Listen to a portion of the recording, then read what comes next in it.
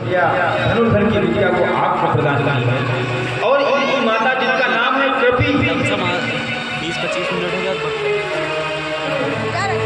जिनका नाम है कृपी, जिस प्रकार द्रौपदी ने कहा मुझे तकलीफ हो रही है, तो क्या इनकी मां को तकलीफ नहीं हो रही अगर आप अश्वत्थामा को मार दोगे? अब तो स्थिति ऐसी फंस गई कि आखिर किया क्या जाए, मार दिया जाए या छोड़ दिया जाए। अर्जुन जाते हैं, सबसे पूछते हैं, युधिष्ठिर के पास गए और पूछे भैया बताइए इस अश्वत्थामा को किसने सोते हुए 5 बच्चों को मार दिया, बताओ इसको मार दिया जाए कि छोड़ दिया जाए? युधिष्ठिर कहते हैं क्या बताएं, नकुल सहदेव भीम माता कुंती द्रौपदी सारी सभा लगी हुई है, सबसे पूछ रहे हैं, सब देख रहे हैं चारों। ये भगवान निर्णय कर रहे हैं, क्या कर रहे हैं?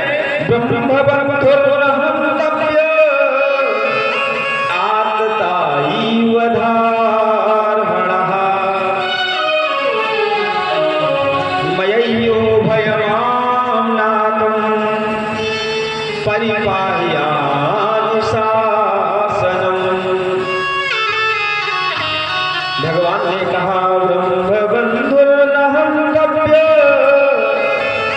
भगवान ने कहा पहली बात तो सुनो, ब्राह्मणों का वध नहीं किया जाता।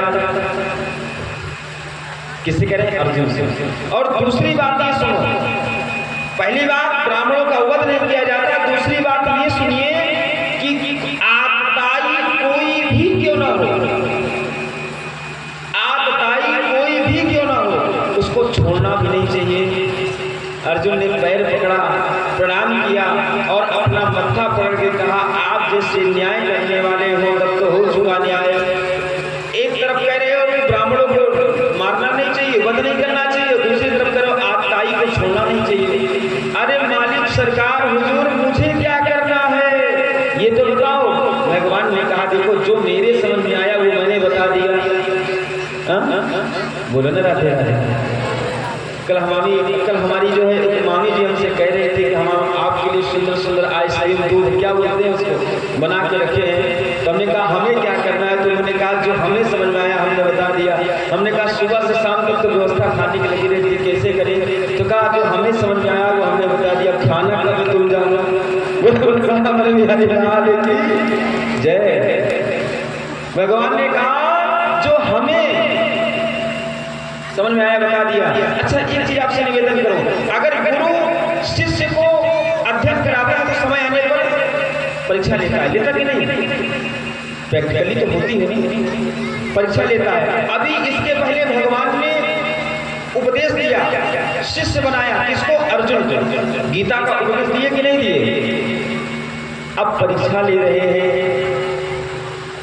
अर्जुन को बात समझ में आ गई, अर्जुन गए और दौड़ करके अश्वत्थामा के पास जाकर अश्वत्थामा के मस्तक पर एक मणि लगी थी, मणि चमकती हुई मणि, उस मणि को मस्तक से निकाला है और धक्के मार करके भगा दिया सभा से। समझ में आई बात? एक सम्माननीय पुरुष का समाज में अगर आप असम्मान कर दीजिए, बेइज्जती कर दीजिए, तो भैया जितनी बार उस बेइज्जती को याद करेगा वो उतनी मौत मरेगा। धक्के मार के निकाल दिया। लेकिन आप देखो तो सही, हाय रे दुहाई भगवान, ऊंच निवास नीच कर टूटी मैया, ऊंच निवास नीच, बड़े बड़े कुल खानदान में पैदा हो गए और पीते हैं, आग लगे इससे तुम्हारे ऊंचे निवास पर। ऊंच निवास नीच कर दूंगी, आप समझ पा रहे हो? ए भैया आप तो कुछ किए नहीं, लेकिन आने वाली जो पीढ़ी है उसका काय सत्यानाश करने में लगे। अश्वत्थामा को ये सोचना चाहिए कि पांडव कितने अच्छे थे, भगवान कितने अच्छे थे। मैंने सोते हुए 5 एक नहीं, 2 नहीं, 3 नहीं, 4 नहीं, 5 पुत्रों को मैंने मारा, लेकिन भगवान बचा दिए। लेकिन अश्वत्थामा ने कहा कि अगर मेरा नाम अश्वत्थामा नहीं, अगर मैं इनके कुल में, इनके खानदान में, इनके वंश में कोई पानी देने वाला छोड़ा, अरे भाई बचा ही कौन है? जब उसने सोचा अश्वत्थामा ने कि बचा ही कौन है, तो उसको याद आया क्या, अभिमन्यु।